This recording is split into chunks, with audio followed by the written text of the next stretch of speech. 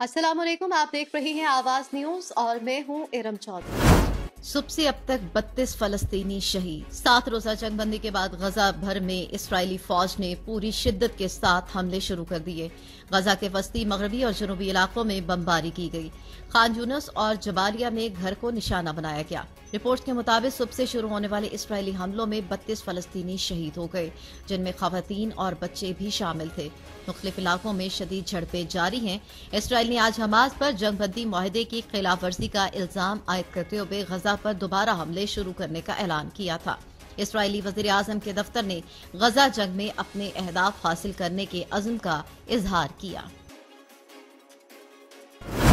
मगरबी किनारे में 2 फलस्तीनी बच्चे शहीद। मकबूजा मगरबी किनारे में इसराइली फौज ने 2 फलस्तीनी बच्चों को बिला इश्तियाल फायरिंग करके शहीद कर दिया।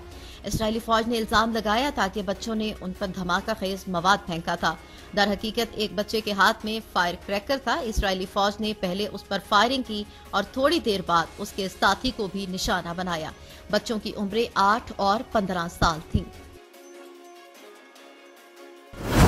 अभी भी देर नहीं हुई। अक़वाम मुत्तहिदा के सेक्रेटरी जनरल एंटोनियो गुतेरेस ने कहा है कि पेरिस के मौसमियाती मुआहदे की तकमील से दूर है, लेकिन अभी भी देर नहीं हुई। दुबई में आलमी मौसमियाती कॉन्फ्रेंस ऑफ पार्टनर 28 से खिताब करते हुए एंटोनियो गुतेरेस ने कहा है कि हम पेरिस मौसमियाती मुआहदे के मकासद से मीलों दूर है। एंटोनियो गुतेरेस ने कहा है कि फॉसिल ईंधन को चलाना बंद किया जाना चाहिए। फॉसिल फ्यूल कंपनियां फरसुदा कारोबारी मॉडल तब्दील करें। यह भी कहा कि हुकूमतें फॉसिल फ्यूल सब्सिडी खत्म करें और उनके मुनाफे पर टैक्स लगाएं। भारत मुझे हर सूरत कत्ल करने के दर पे है। मोदी सरकार के हाथों कत्ल से बाल बाल बचने वाले खालिस्तानी तहरीक के रहनुमा गुरबख्श सिंह ने कहा है कि भारत उन्हें हर सूरत कत्ल करने के दर पे है। कहा कि अमेरिका की जानिब से लगाए गए इल्जाम दरअसल भारतीय वज़ीर आज़म नरेंद्र मोदी पर फर्द जुर्म है। उनका कहना था कि मुझे कत्ल करने की साजिश भारतीय हुकूमत ने की थी। मेरे कत्ल से भी खालिस्तान तहरीक खत्म नहीं की जा सकेगी। उन्होंने कहा कि कत्ल की साजिश की बातें अमेरिका और कनाडा के लिए नई होंगी, लेकिन हक़ खुद इरादियत की तहरीक चलाने वालों के लिए कत्ल की साजिश हैरान कुन नहीं। कहा, मैं मौत से नहीं डरता, आज़ादी की तहरीक चलाता रहूंगा। खालिस्तान तहरीक के रहनुमा का मजीद कहना था कि भारत की कोशिश है कि खालिस्तान के हामियों को दहशतगर्द करार दिया जाए। मौसमियाती तब्दीलियों से निपटने के लिए फंड का ऐलान। दुबई में आलमी माहौलियाती कॉन्फ्रेंस में अहम पेशरफ्त हुई। मौसमियाती तब्दीलियों से निपटने के लिए फंड का ऐलान कर दिया गया। इफ्तिताही तकरीब में गजा के शोहदा के लिए 1 मिनट की खामोशी इख्तियार की गई। दुबई में आलमी मौसमियाती कॉन्फ्रेंस COP28 के सदर जाबिर सुल्तान ने इफ्तिताही तकरीब में कहा कि COP28 ने तेल और गैस कंपनियों को शरीक करके दलेरी का मुजाहरा किया है। कहा, हमें मिलजुल कर मुश्तरका लाहे अमल बनाना है। उनका कहना था कि तेल पैदा करने वाली कंपनियां ही नुकसानदेह गैसेस का अखराज कम कर सकती हैं।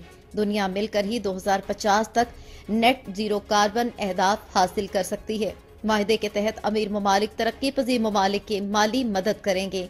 इस तरह मौसमियाती तब्दीलियों का शिकार होने वाले ममालिक की मदद की जाएगी। शामिल करेंगे कुछ मजीद खबरें। साइफर केस का ट्रायल 4 हफ्तों में मुकम्मल करना है। ऑफिशियल सीक्रेट एक्ट खुसूसी अदालत ने चेयरमैन PTI और शाह महमूद कुरैशी पर साइफर केस की आज की समाअत का तहरीरी हुक्मनामा जारी कर दिया। अदालती हुक्म के मुताबिक इस्लामाबाद हाई कोर्ट ने हिदायत की है कि साइफर केस का ट्रायल 4 हफ्तों में मुकम्मल करना है। तहरीरी हुक्मनामे के मुताबिक चेयरमैन PTI और शाह महमूद कुरैशी को आज अदालत में पेश नहीं किया गया। गुज़श्ता समाअत पर सुप्रिंटेंडेंट अडियाला जेल ने सिक्योरिटी रिपोर्ट जमा करवाई। तहरीरी हुक्मनामे के मुताबिक 28 नवंबर के ऑर्डर की रोशनी में साइफर केस का ट्रायल अडियाला जेल में होगा। अदालती हुक्मनामे में कहा गया है कि चेयरमैन PTI और शाह महमूद की हाजिरी से मुतल्लिक समाअत कल अडियाला जेल में 9 बजे होगी।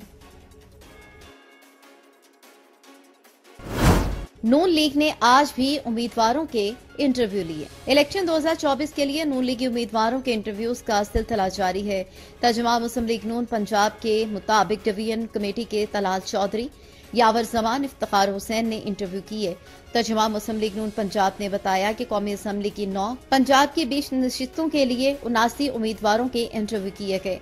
तर्जुमा मुस्लिम लीग नून पंजाब के मुताबिक साहिवाल में कौमी असम्बली के 3 हलकों के लिए 7 उम्मीदवारों के, जबकि पंजाब असम्बली के 7 हलकों के लिए 17 उम्मीदवारों के इंटरव्यूज किए गए। उकाड़ा में कौमी असम्बली के 4 हलकों के लिए 6 उम्मीदवारों के, जबकि पंजाब असम्बली के 8 हलकों के लिए 18 उम्मीदवारों के इंटरव्यूज किए गए। पाकपतन में कौमी असम्बली के 2 हलकों के लिए 6 उम्मीदवारों के, जबकि पंजाब असम्बली के 5 हलकों के लिए 23 उम्मीदवारों के इंटरव्यूज किए गए। चीफ इलेक्शन कमिश्नर से वजाहत तलब। पेशावर हाई कोर्ट में पीटीआई को जलसों की इजाजत न देने के खिलाफ तौहीन अदालत की दरख्वास्त पर 2 रुकनी बेंच ने तहरीरी हुक्म जारी कर दिया। अदालत ने हुक्म दिया कि चीफ इलेक्शन कमिश्नर और चीफ सेक्रेटरी जाती हैसियत में पेश हों। चीफ इलेक्शन कमिश्नर वजाहत करें कि क्यों एक पार्टी को इंतखाबी मुहिम की इजाजत नहीं। अगर पीटीआई इंतखाबी ज़ाब्ता अखलाक को फॉलो कर रही है तो इंतखाबी मुहिम से रोकने का कोई जवाब नहीं। चीफ सेक्रेटरी बताएं कि अगर कोई एसओपी बनाई गई है तो क्या वो पीटीआई के लिए है। हुक्मनामे में तमाम फ्रीकैन को 7 दिसंबर की समाअत के लिए पेश होने की हिदायत कर दी गई। इलेक्शन शेड्यूल का ऐलान। Chief election commissioner Sikandar Sultan Raja ने कहा कि इलेक्शन शेड्यूल का ऐलान 8 फरवरी से 54 दिन कबल होगा। इस्लामाबाद में सहाफियों से गैर रस्मी गुफ्तगू करते हुए चीफ इलेक्शन कमिश्नर ने कहा कि हल्का बंदियां शाया हो चुकी, बाकी सब कुछ अपने वक्त पर होगा। हम सब कुछ अपने वक्त से पहले कर रहे हैं। उन्होंने कहा कि इलेक्शन शेड्यूल आरओज और डीआरओज की तैनाती भी वक्त पर होगी। इस मौके पर chief election commissioner Sikandar Sultan Raja ने सहाफियों को बताया कि इंतखाबी शेड्यूल 8 फरवरी 54 दिन पहले जारी किया जाएगा। बलूचिस्तान के अवाम हमारे साथ हैं। पाकिस्तान पीपल्स पार्टी के चेयरमैन बिलावल भुट्टो जरदारी ने कहा कि बलूचिस्तान के अवाम ने पैगाम दिया है कि वो पीपल्स पार्टी के साथ हैं। कोयटा में बलूचिस्तान हाई कोर्ट बार से खिताब में बिलावल भुट्टो ने कहा कि हमें बताया जा रहा है कि 3 बार वजीर आजम बनने वाला 4थी बार वजीर आजम बनकर मुल्क को मुश्किलात से निकालेगा। उनका कहना था कि बिलखुसूस बलूचिस्तान के अवाम 8 फरवरी को सरप्राइज दें और मुल्क की किस्मत उनके हवाले ना करें, जिन्होंने हमेशा नफरत और तकसीम की सियासत की।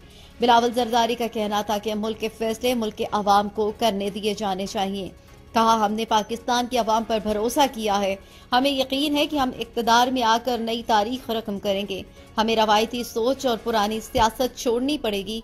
हमें अवामी मुफाद के लिए सोचना होगा।